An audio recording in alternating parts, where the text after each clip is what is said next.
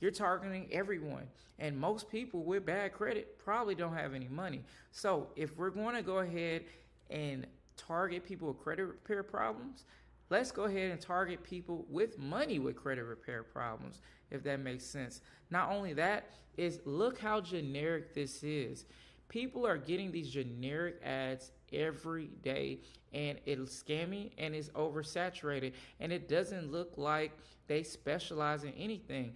Understand that people pay for expertise. People don't really pay for commodities. If they pay for commodities, it's going to be cheap. For example, Walmart is cheap.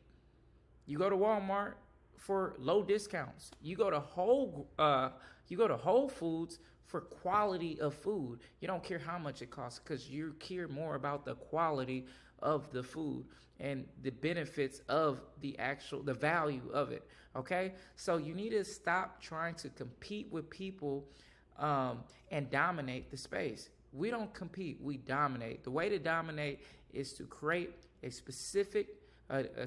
niche specific credit repair offer, and that's how you do that.